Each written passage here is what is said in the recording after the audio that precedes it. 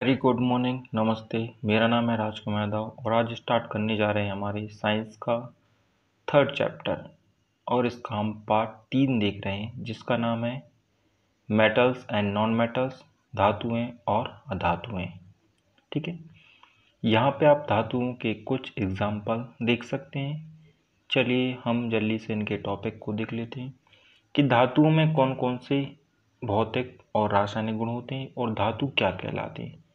इसके अतिरिक्त हम पढ़ेंगे अधातु के भौतिक एवं रासायनिक गुण, धातु की जल से क्रिया, जो धातु रहती है वो जल से किस प्रकार क्रिया करती है, धातु की अम्ल से क्रिया, जो धातु रहती है वो अम्ल से क्रिया करके कौन सा यौगिक बनाती है। ठीक है, अब संकीर्णता श्रेणी एवं उनका क्रम। ठीक है, इलेक्ट्रॉनिक विन्यास पढ़ेंगे और पढ़ेंगे हम आयनिक समूह एवं उनके गुण, धातु की उपलब्धता एवं उनकी विधियां और धातु का संचारण क्रिया विधि एवं संचारण की रोकथाम।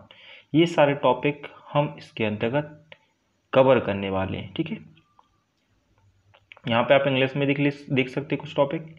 फिजिकल एंड केमिकल प्रॉपर्टीज देखेंगे हम, physical and chemical properties of non metal देखेंगे, metal reactivity with water and metal reaction with acid, water के साथ भी देखेंगे एज वेल एज हम एसिड के साथ भी देखेंगे, metal activity and their order, electric configuration देखेंगे, anionic groups and their properties देखेंगे, availability of metals and their methods. इसके अतिरिक्त हम कोरोजन के बारे में डिस्कस करेंगे कि कोरोजन क्या कहलाता है। इसके अतिरिक्त हम इसकी मेथोलॉजी भी देखेंगे। ठीक है, इसके अतिरिक्त हम इसमें ये देखेंगे कि हम कोरोजन को किस तरीके से मिनिमाइज कर सकते हैं। ठीक है, सबसे पहले देख लेते हैं हम मेटल या धातु। तो रासायन शास्त्र के अनुसार धातु वे तत्व जो सरलता से क्या करते हैं, धनायन, अगर कोई धनायन सरलता से त्याग रहा है तो उसे हम क्या बोलेंगे, धातु बोलेंगे। इसके अतिरिक्त जो धातु रहते हैं वो ऊष्मा और विद्युत की क्या होती है, एक अच्छी चालक मानी जाती है। इसके कुछ उदाहरण हम ले सकते हैं, जैसे सोना हुआ और चांदी हुआ। अब जो आपकी चांदी रहती है ये सबसे अच्छी कंडक्टर मानी जाती है हीट और इलेक्ट्रिसिटी की। ठीक है, यहाँ पे आप इंग्लिश में भी देख सकते हैं, यहाँ पे लिखा है a metal is in the element that are readily forms of positive ions, cations बोलते हैं जैसे हम। Metals are good conductor of heat and electricity. Example ले सकते हैं गोल्ड एंड सिल्वर। ठीक है, ये एग्जांपल ले सकते हैं। चलिए आगे बढ़ते हैं। इसके बाद आप यहाँ पे डायग्राम में कुछ चीज़ें हम क्लियर कर देते हैं। यहाँ पे आप देख सकते हैं कुछ, यहाँ पे ब्रास दिख रहा होगा, एल्यूमिनियम दिख रहा होगा, कास्ट आयरन दिख रहा होगा, ब्रॉन्ज दिख रहा होगा, मेटल स्लज दिख रहे होंगे, स्टील दिख रहा होगा एंड कॉपर है। ये जो सारे एलिमेंट होते हैं इन्हें क्या बोलते हैं, हम मेटल बोलते हैं। ठीक है, ये इस तरीके के मेटल होते हैं और ये क्या करते हैं, आसानी से धन आयन को बाहर निकाल देते हैं। ठीक है, आगे बढ़ते हैं। अब हम क्या करते हैं कि जो धातु हैं उनके कुछ भौतिक गुण, उनकी फिजिकल प्रॉपर्टीज को देख लेते हैं कि धातु की कौन कौन सी फिजिकल प्रॉपर्टीज होती हैं। तो आप देख सकते हैं कि सबसे पहले जो धातु रहता है वो कैसे होते हैं आपके, उनमें एक प्रकार की एक चमक होती है, या वो जो मेटल्स रहते हैं वो कैसे होते हैं, शाइनी होते हैं। ठीक है, इसका सेकंड पॉइंट देख लेते हैं जल्दी से। तो कुछ धातुओं को अगर हम पीटेंगे तो वो पतली चादर में बनाया जा सकता है, मतलब उसे पीट तोड़े के द्वारा अगर हम उसे पीटेंगे तो वो एक पतली चादर में कन्वर्ट हो जाती है। इस प्रकार का जो गुणधर्म रहता है उसे हम अगाध वर्धिता कहते हैं। ठीक है, अब जैसे सोना है और चांदी है, जो आप देख सकते हैं जो सोना है और चांदी है ये सबसे ज़्यादा अगाध वर्धीय धातु है। ठीक है, क्योंकि इन्हें हम क्या कर सकते हैं, बहुत से बहुत पतला कर सकते हैं और सीट के फॉर्म में कन्वर्ट कर सकते हैं। ठीक है, यहाँ पे आप इंग्लिश में देख सकते हैं malleable metals can be beaten into a seat. ठीक है, जो मेलेबल मेटल रहता है उसे हम सीट के फॉर्म में कन्वर्ट कर सकते हैं। ठीक है, आई गेस यहाँ से सारी चीज़ें क्लियर हो गई हों। तो थर्ड पॉइंट में आप दिख रहा होगा कि तार के रूप में खींचे जा सकने का गुण तन्यता कहलाता है। अगर किसी भी मेटल को हम उसको कन्वर्ट कर रहे हैं, ड्रॉनिंग कर रहे हैं किस फॉर्म में, तार के फॉर्म में या वायर के फॉर्म में उसे ड्रॉनिंग कर रहे हैं, तो उसे हम तन्यता या फिर डक्टिलिटी बोलते हैं। जो फोर्थ पॉइंट है वो है जो धातुएं होती हैं वो ऊष्मा और विद्युत की क्या होती हैं, अच्छी चालक मानी जाती हैं। ठीक है, जैसे चांदी क्या होती है, चांदी क्या होती है, विद्युत और ऊष्मा दोनों की एक सबसे अच्छी चालक मानी जाती है। ठीक है, अब यहाँ पे इंग्लिश में देख सकते हैं आप, metal is a good conductor of electricity and heat. जो मेटल रहता है वो एक अच्छा कंडक्टर माना जाता है इलेक्ट्रिसिटी का एंड हीट का। ठीक है, आगे बढ़ते हैं, गुण देख लेते हैं। तो यहाँ पे फर्स्ट पॉइंट आप देख सकते हैं कि लगभग सभी धातुएं ऑक्सीजन के साथ क्रिया करके धातु संगत धातु ऑक्साइड बनाते हैं। ठीक है, तो ये ऑक्सीजन के साथ रिएक्शन करके क्या बनाते हैं, संगत धातु ऑक्साइड बनाते हैं। धातु ऑक्साइड क्या होते हैं, ये क्षारकीय होते हैं। कैसी इनकी जो प्रवृत्ति रहती है वो कैसी होती है, क्षारकीय होती है। जैसे एल्यूमिनियम ऑक्साइड, जिंक ऑक्साइड, ये कुछ ऐसी धातुएं होती हैं जो अम्लीय और क्षारीय दोनों प्रकार का व्यवहार प्रदर्शित करती हैं। मतलब ये अम्लीय भी होती हैं और इसके अतिरिक्त ये क्षारीय भी रहते हैं। ठीक है, अब इसके अतिरिक्त आप इंग्लिश में देख सकते हैं, almost all metal react with oxygen to form a compatible metals oxide. Metal oxide are the alkaline. Some metals oxide like aluminum oxide and zinc oxide exhibited both the acidic and alkaline behavior. ठीक है, ये आपका first point I think clear हो गया होगा। चलिए हम next point की तरफ बढ़ते हैं। तो हमारा दूसरा पॉइंट है, ऐसे धातुएं जो ऑक्साइड तथा अम्ल क्षारक दोनों के साथ अभिक्रिया करके लवण और जल प्रदान करते हैं। ठीक है, तो क्या होता है कि जब ऑक्साइड रहता है वो अम्ल और क्षार के साथ क्या करेगा, रिएक्शन करेगा, तो क्या बनाएगा, लवण बनाएगा, और दूसरी चीज वो जल बनाएगा। ठीक है, अब थर्ड पॉइंट देख सकते हैं, पोटेशियम एंड सोडियम ऐसी कुछ धातु हैं जो क्या करती हैं, वायु से तेजी से अभिक्रिया करती हैं। ठीक है, अब ये जब वायु के साथ तेजी से अभिक्रिया करते हैं तो हम क्या करते हैं, इन्हें हम खुले में नहीं रखते। अगर हम इन्हें खुले में रखेंगे तो इसमें क्या हो जाएगी, तुरंत ही ये आग पकड़ लेगा। ठीक है, अब उसको बचाने के लिए हम क्या करते हैं, इसे केरोसिन के तेल में डुबो देते हैं। अब जब इसको केरोसिन के तेल में डुबो देंगे तो ये तो ये क्या करेगी, जो वायु रहेगी वो उसमें टच ही नहीं आएगी।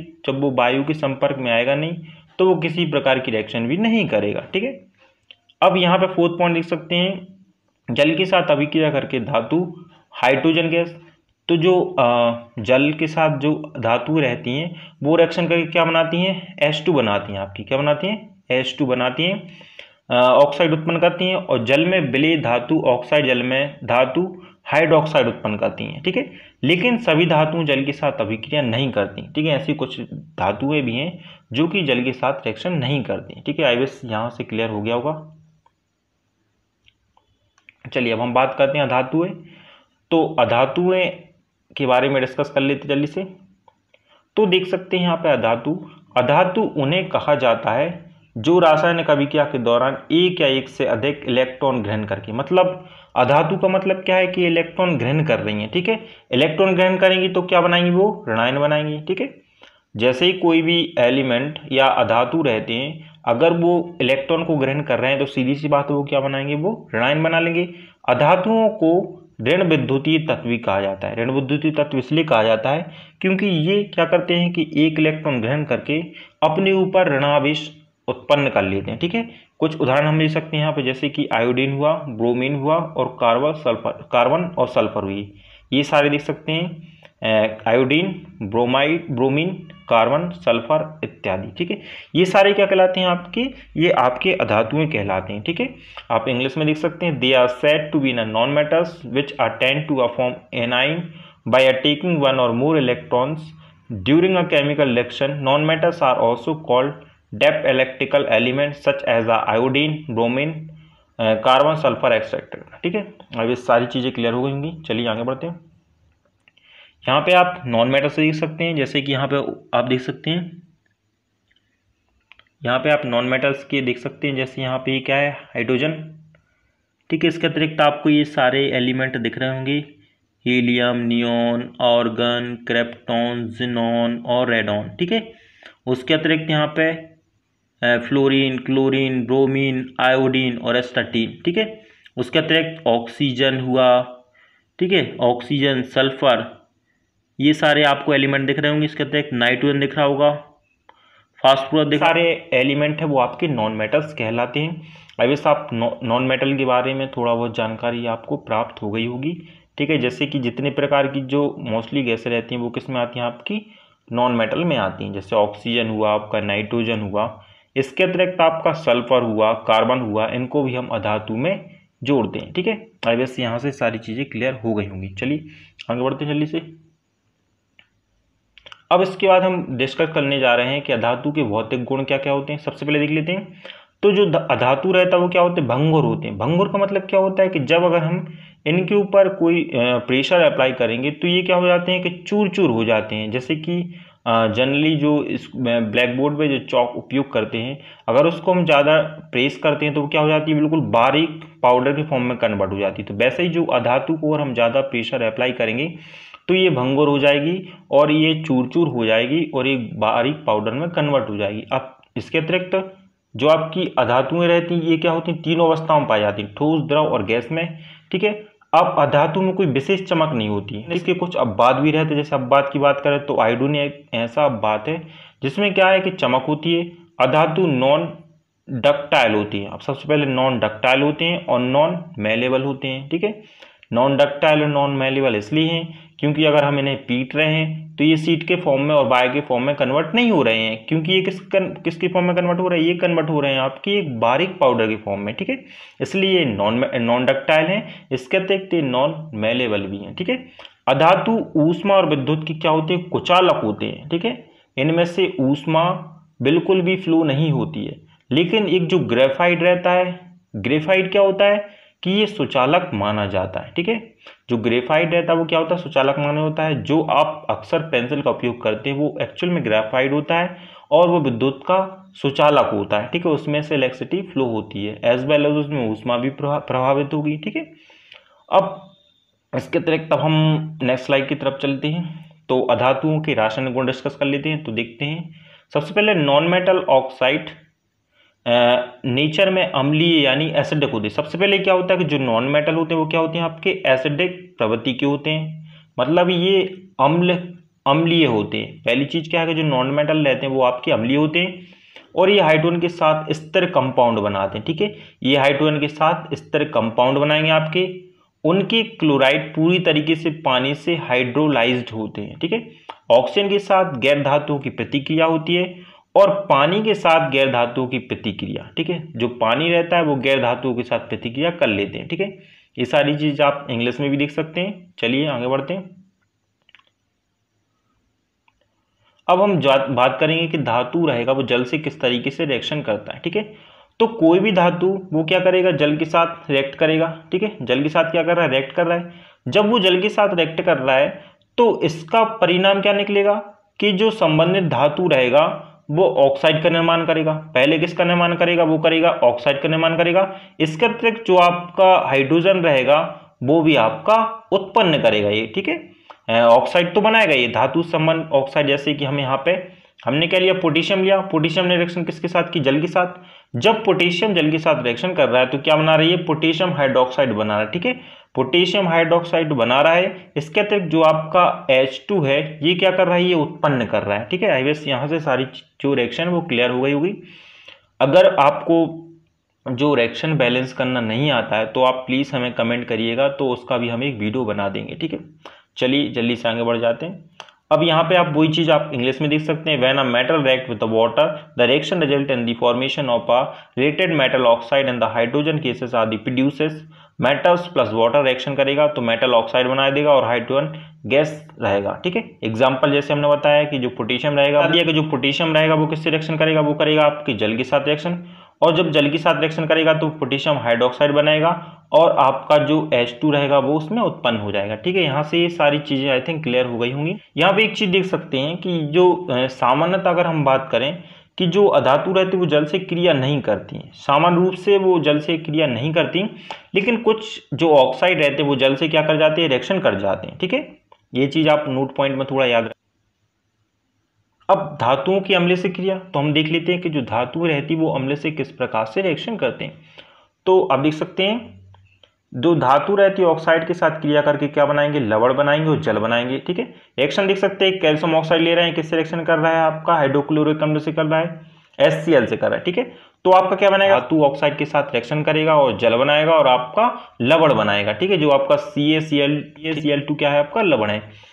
अब एम्फोटेरिक ऑक्साइडों के साथ क्रिया करके लवण और ये जल बनाते हैं। ठीक है, एज वेल एज आप यहाँ पे इंग्लिश में भी देख सकते हैं। वो जो अम्ल रहता है वो किस रिएक्शन करेगा, यहाँ पे आप देख सकते हैं जो सल्फ्यूरिक अम्ल है वो रिएक्शन कर रहा है आपका मैग्नीशियम के साथ और क्या बना रहा है, मैग्नीशियम सल्फेट बन रहा है और जो आपका H2 रहेगा वो क्या हो जाएगी, आपकी बाहर निकल जाएगी। ठीक है, यहाँ पे ये रिएक्शन आई विश क्लियर हो गई होगी। ठीक है, चलिए आगे बढ़ जाते हैं जल्दी से।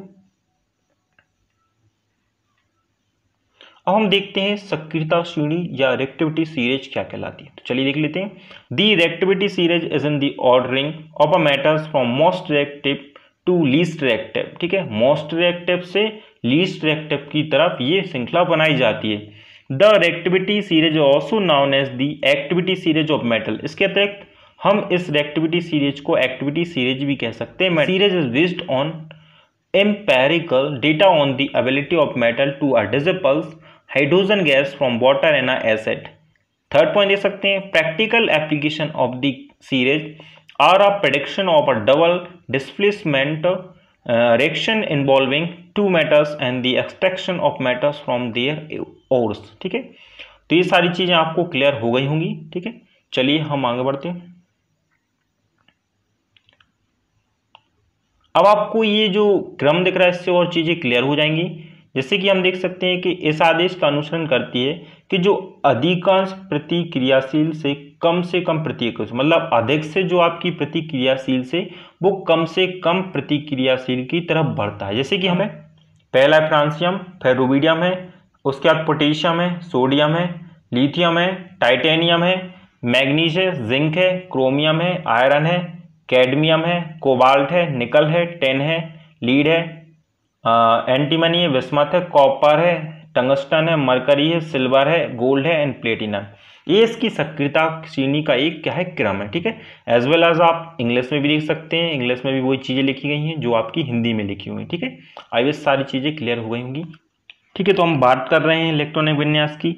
इलेक्ट्रॉनिक विन्यास से हमारा तात्पर्य है कि जो आपका एटम्स रहता है उसमें हम किस तरीके से इलेक्ट्रॉन को फिल कर रहे हैं। जैसे कि हम एक उदाहरण ले रहे हैं किसका, ऑक्सीजन का। ऑक्सीजन का जो एटॉमिक नंबर होता है वो होता है 8, तो इसकी जो फर्स्ट सेल रहेगी उसमें इलेक्ट्रॉन हम फिल करेंगे 2, 1 एंड 2। अब इसकी जो नेक्स्ट कक्षा रहेगी उसमें हम फिल करेंगे कितनी, 1 2 3 4 5 एंड 6। पहली कक्षा में 2 भर दिए और जो उसकी अगली वाली कक्षा उसमें हमने कितने भर दिए, उसमें भर दिए हमने टोटल 6। 2 और 6 कितने हो गए आपके, 8 हो गए। अब चूंकि इसका अष्टक पूर्ण नहीं है इसलिए क्या करेगा, ये किसी अन्य एलिमेंट के साथ रिएक्शन कर जाएगा। इसे हम इलेक्ट्रॉनिक विन्यास कहते हैं। ठीक है, चलिए आप देख सकते हैं यहाँ पे, तो किसी अणु, परमाणु या किसी अन्य भौतिक संरचना में इलेक्ट्रॉन की व्यवस्था को इलेक्ट्रॉनिक विन्यास कहते हैं। इलेक्ट्रॉन विन्यास में इलेक्ट्रॉन को किसी परमाणु या आणविक प्रणाली में वितरित करने का तरीका दिया गया है। चलिए अब यहाँ पे कुछ उदाहरण देख सकते हैं, जैसे कि नोबल गैसेस देख सकते हैं। ठीक है, तो हीलियम का कितना होता है 2, तो जो हीलियम रहेगा वो केवल एक कक्षा में भरा जाएगा। इसके अतिरिक्त जो आपका नियोन रहेगा इसके लिए के और एल कक्षा में भरा जाएगा। और इसके अतिरिक्त जो ऑर्गन रहेगा ये 3 कक्षा में जाएगा। पहली कक्षा में 2 भरेंगे, उसकी अगली वाली कक्षा में 8 भरेंगे और तीसरी वाली कक्षा में 8 भर देंगे। ठीक है, अब अगली है मेटल्स। मेटल्स में कौन सा, पहला सोडियम है। सोडियम का कितना होता है 11 होता है, तो पहली कक्षा में 2 भरेगा, अगली कक्षा में 8 और अगली कक्षा में 1। इसी तरीके से आप सारे एलिमेंट देख सकते हैं जो कि इनके कक्षाओं में भरे गए हैं। ठीक है, वही आपको थोड़ा क्रम में याद रखना है, 2 8 18 18 32, इस क्रम में आपके इलेक्ट्रॉन फिल हो जाएंगे। ठीक है, अगर पहली कक्षा में 2 भर दिए तो अगली कक्षा में आपको 8 भरना है। तो हम आयनिक समूह क्या कहलाते हैं, रासायनिक विज्ञान में एक आयनिक यौगिक या रासायनिक यौगिक जो आयनों से बना होता है। ये किससे बना होगा, सबसे पहले ये आयनों से बना होगा। जैसे हम बात करें Na+, तो जो आपका Na+ ये क्या कहलाते हैं, आपका आयन कहलाता है। ठीक है, अब जिसे इलेक्ट्रोस्टैटिक बलों द्वारा आयनिक बंध कहा जाता है। अब जो इलेक्ट्रोस्टैटिक बल लगता है उसे हम क्या बोलते हैं, आयनिक बंध कहते हैं। ठीक है, यौगिक समग्र रूप से तटस्थ होते हैं, लेकिन धनात्मक रूप से आवेशित आयनों में धनात्मक ऋणात्मक रूप से आवेशित आयन कहलाते हैं। ठीक है, धनात्मक भी रहेंगे इसमें और एक में। चलिए आगे बढ़ते हैं। यहाँ पे देख सकते हैं आप, जैसे हमने सोडियम का और क्लोरीन का उदाहरण दिया था आपको कि जो सोडियम रहता है इसका 11 होता है, तो इसको अपना अष्टक पूर्ण करने के लिए कुछ इलेक्ट्रॉनों की आवश्यकता रहेगी। तो ये क्या करेगा, क्लोरीन को दे देगा, इसके पास एक इलेक्ट्रॉन ज्यादा है। ठीक है, जैसे सोडियम और क्लोरीन आपस में रिएक्शन कर रहे हैं, तो क्लोरीन के लिए रिएक्शन करने के लिए कितना चाहिए, जैसे इसका क्लोरीन रहता है, इसका जो परमाणु क्रमांक होता है वो कितना होता है, 17 होता है, जबकि सोडियम का कितना होता है, 11 होता है। तो जो सोडियम रहता है इसके पास तो अपना अष्टक लगभग कंप्लीट है और इसके अतिरिक्त इसके पास एक इलेक्ट्रॉन एक्स्ट्रा है। तो ये जो एक एक्स्ट्रा इलेक्ट्रॉन रहेगा वो किसे दे देगा, क्लोरीन को दे देगा। जब ये क्लोरीन को ये किसने इलेक्ट्रॉन दिया, जब क्लोरीन को इसने एक इलेक्ट्रॉन दिया तो इसके ऊपर क्या आ जाएगा, ये हो जाएगा आपका Na+। ठीक है, हम क्या करते हैं, जब किसी को पैसे देते हैं तो उसके ऊपर क्या हो जाता है, ऋण चढ़ जाता है। ठीक है, और हमारे ऊपर क्या हो जाता है, हम धन हो जाता है, मतलब हमें कुछ ब्याज ही मिलता रहता है। तो दूसरी कंडीशन में आप देख सकते हैं कि जब ये Na+ हो गया तो ये ऑटोमेटिक Cl माइनस हो जाएगा, क्योंकि ये क्या कर रहा है, इलेक्ट्रॉन ग्रहण कर रहा है।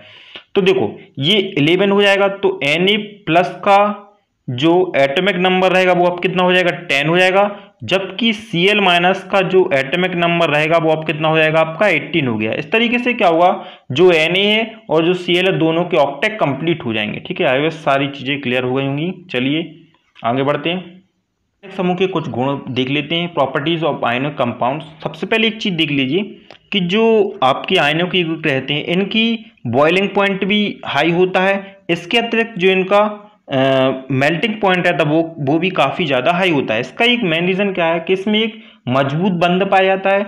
अब मजबूत बंध अगर हम उसको तोड़ने का प्रयास करेंगे तो हमें क्या पड़ेगी, ज़्यादा ऊर्जा की आवश्यकता पड़ेगी। ठीक है, इसलिए इनके जो तापमान रहते हैं पिघलने का और उबलने का वो बहुत ज़्यादा होते हैं। ठीक है, दूसरा पॉइंट आप देख सकते हैं कि विपरीत वाले आयनों के बीच आकर्षण में इलेक्ट्रोस्टैटिक बल आयनों की गठन की ओर ले जाते हैं। आयनिक यौगिक क्रिस्टल बनाते हैं। जो आयनिक यौगिक रहते हैं वो क्या बनाते हैं, क्रिस्टल बनाते हैं।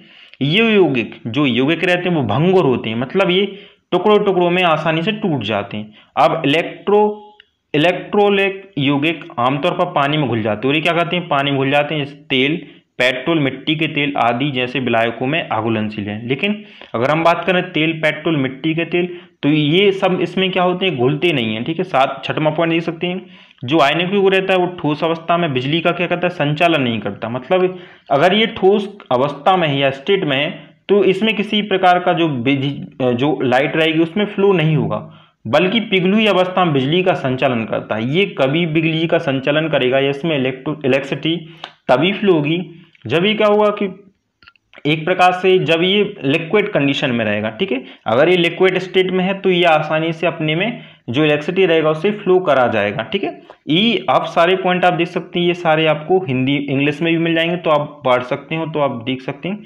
अब जो आणविक यौगिक रहते हैं ये आयनिक यौगिकों में संलयन और वाष्पीकरण के उच्च स्तर होते हैं, मतलब संलयन भी ज्यादा होता है इसका। सीधी सी बात है, 7 पॉइंट में ये समझाया गया है कि जो आयनिक यौगिक रहते हैं इसमें संलयन और जो वाष्पीकरण रहता है वो काफी ज्यादा होता है। काफी ज्यादा क्यों होता है, पहले बता चुके हैं कि इसमें जो बल रहता है वो काफी ज्यादा मजबूत बंध पाया जाता है। काफी ज्यादा मजबूत बंध पाया जाएगा तो इसको हमें ज्यादा एनर्जी देनी पड़ेगी। ठीक है, आप इंग्लिश में पढ़ लेंगे तो आपको और अच्छे से क्लियर हो जाएगा। चलिए, मेटल रहते हैं वो कहाँ कहाँ पाए जाते हैं, तो चलिए देख लेते हैं।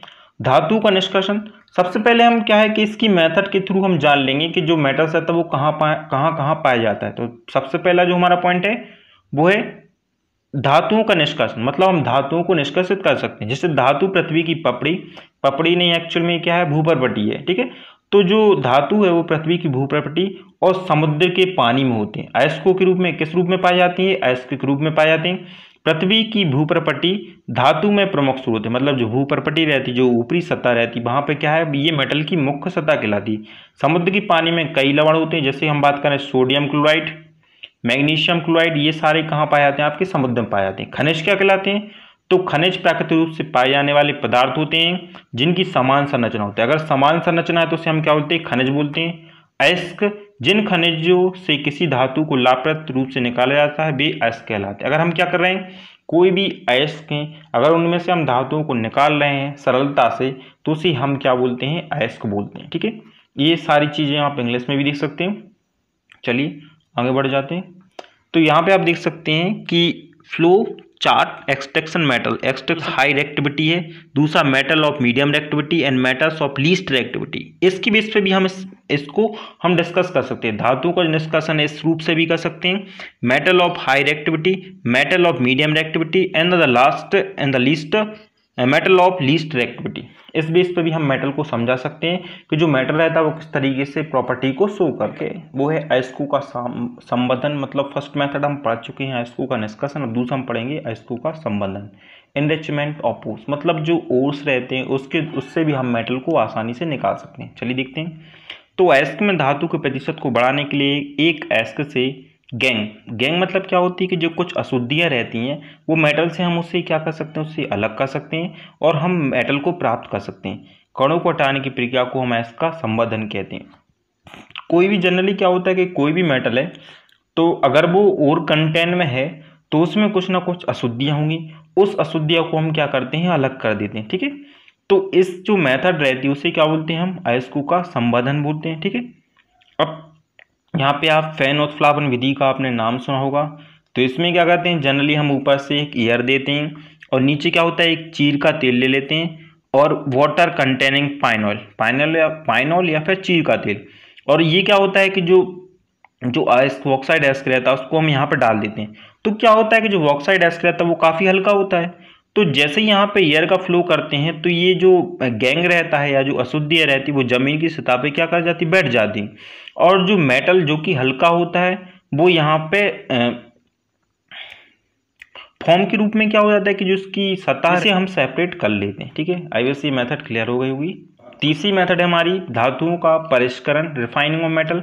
अब मेटल की हम कुछ ऐसी रिफाइनिंग के बारे में बात करेंगे कि रिफाइनिंग के थ्रू भी हम धातुओं का शोधन कर सकते हैं। ठीक है, तो आप देख सकते हैं ऊपर दी गई विधियों से निकाल के, अब जो ऊपर जो हमने अब दो मेथड देखी हैं उसमें से जो धातु में अगर कुछ अशुद्धियां बच जाती हैं तो इस धातु की अशुद्धियों को हम किसके द्वारा उपयोग करते हैं, वो हम परिष्करण मेथड के थ्रू इसे हम अलग कर देते हैं। ठीक है, के लिए अक्सर इलेक्ट्रॉनिक रिफाइनिंग का इस्तेमाल होता है। इसके लिए अशुद्ध धातु को हम क्या, वो एनोड का कार्य करेगी और जो शुद्ध धातु रहेगी वो कैथोड का कार्य करेगी। ठीक है, तो उस धातु के सॉल्ट के विलयन को इलेक्ट्रोलाइट की तरह इस्तेमाल किया जाता है। जब करंट से हम क्या करेंगे, विद्युत धारा को प्रवाहित करेंगे तो एनोड से निकलकर जो अशुद्ध धातु की जो इलेक्ट्रोलाइट रहेगी वो क्या हो जाएगी, घुल जाएगी।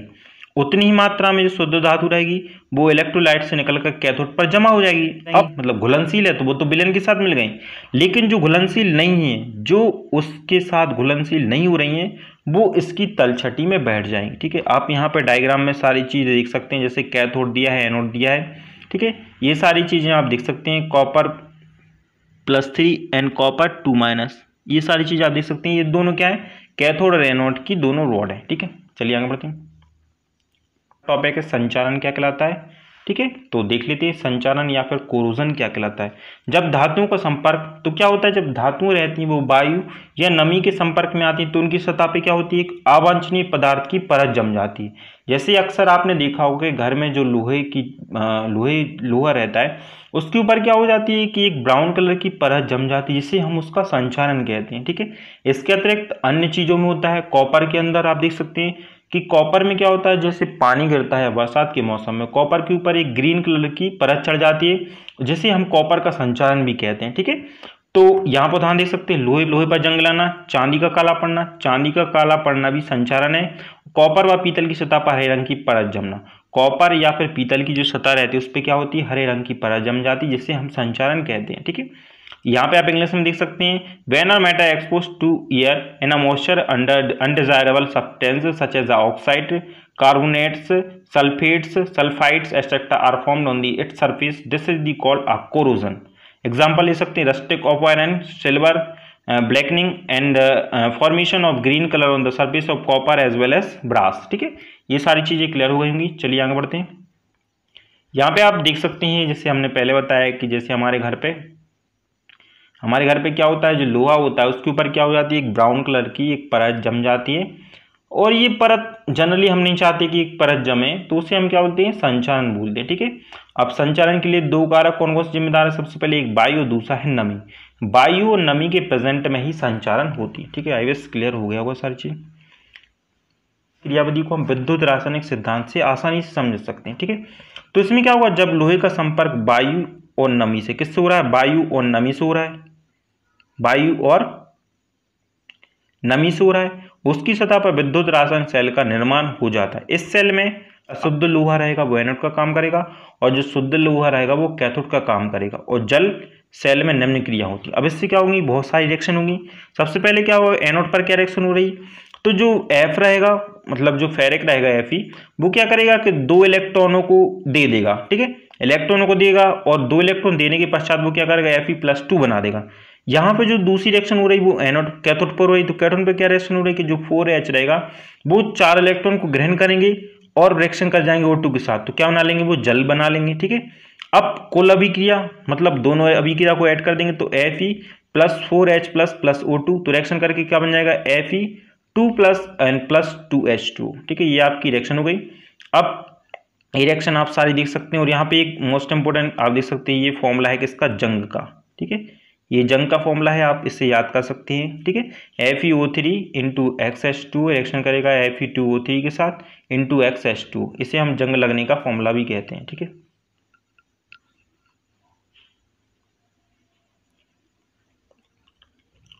ठीक है। तो अब हमारा जो नेक्स्ट टॉपिक है उसका नाम है संचारण की रोकथाम। कि धातुएं शुद्ध होनी चाहिए। सबसे पहले मेन चीज क्या है कि धातु अगर आपकी अशुद्ध हैं तो वो आसानी से संचारित हो जाएंगी। धातु की सतह चिकनी होनी चाहिए। धातु की सतह चिकनी होती है तो उसमें जो नमी रहती है वो काफ़ी अल्प मात्रा में लगती है, जबकि जो दरदरी सतह रहती है वहाँ पर बहुत जल्दी से जंग पकड़ जाती। ठीक, धातु की सतह पर तेल, ग्रीस, पेंट का लेप करना चाहिए। मतलब समय समय पर ऐसा होना चाहिए कि जैसे आपको दिख रहा है कि कहीं पे जंग लगने की संभावना बन रही है तो वहाँ पे हम तेल, ग्रीस या पेंट लगा देंगे। जब तेल, ग्रीस या पेंट लगा देंगे तो वो क्या करेगा कि एक लेयर बना लेगा जो कि वायु के संपर्क में आने से उसे रोक देगा। इस प्रकार वहाँ पे संचारण कम से कम होगा। धातुओं, लोहे की सतह पर अधिक सक्रिय धातु Zn का लेप करना। जिंक का जब हम लेप करेंगे तो वो डायरेक्ट कांटेक्ट में नहीं आएगा एयर का। एयर के कांटेक्ट में नहीं आएगा मतलब क्या हो जाएगा कि वो उसके बीच में कांटेक्ट कट हो जाएगा। कांटेक्ट कट हुआ मतलब क्या हुआ कि वो रिएक्शन वो वायु के साथ रिएक्शन नहीं करेगा। जब वायु के साथ रिएक्शन नहीं करेगा तो उसमें जंग नहीं लगेगी। ठीक है, भूमिगत लोहे के पाइप का संपर्क अधिक सक्रिय धातु Mg से करने पर लोहे में जंग नहीं लगता है। मतलब क्या है कि जो जैसे हम भूमिगत में जो पाइप बिछाते हैं नल वगैरह के, तो उसमें अगर हम मैग्नीशियम की परत चढ़ा दें तो उसमें कम मात्रा में जंग लगेगी। ठीक है, आप इंग्लिश में देख सकते हैं, metal must be pure, metal pure होना चाहिए। The surface of the metal should be smooth, उसकी सरफेस जो स्मूथ होनी चाहिए, चिकनी होनी चाहिए। Oil grease paint should be applied on the surface पर ऑयल पेंट अप्लाइड करना चाहिए, लगाना चाहिए। The application of more active metal Zn का उपयोग करना चाहिए किस पे, सरफेस, मेटल की सरफेस पे। ठीक है, जिससे क्या होगा कि एक लेयर बन जाएगी और जो लेयर रहेगी वो प्रोटेक्ट करेगी उसे वायु से। ठीक है, या एयर से प्रोटेक्ट करेगी। जब एयर से प्रोटेक्ट होगी तो उसमें किसी प्रकार की मॉइस्चर नहीं आएगा, और जब मॉइस्चर नहीं आएगा तो वो सीधी सी बात है उसमें जंग नहीं लगेगी। आई विश सारी चीज़ें, इसी के साथ ही हमारा वीडियो लेक्चर फिनिश होता है। आई विश आपको सारी चीज़ें क्लियर हो गई होंगी और इस कोरोना काल में आप अपना और अपनी फैमिली का ख्याल रख रहे होंगे। यदि आपको हमारे वीडियो से संबंधित कोई भी प्रश्न हो तो प्लीज़ आप कमेंट बॉक्स में लिखिएगा। प्लीज़ आप हमारे चैनल को सब्सक्राइब कीजिएगा। इसके अतिरिक्त जो हमारे वीडियो हैं उनको आप ज़्यादा से ज़्यादा शेयर करें ताकि दूसरे स्टूडेंट भी इससे जुड़ सकें। Thank you for watching my video.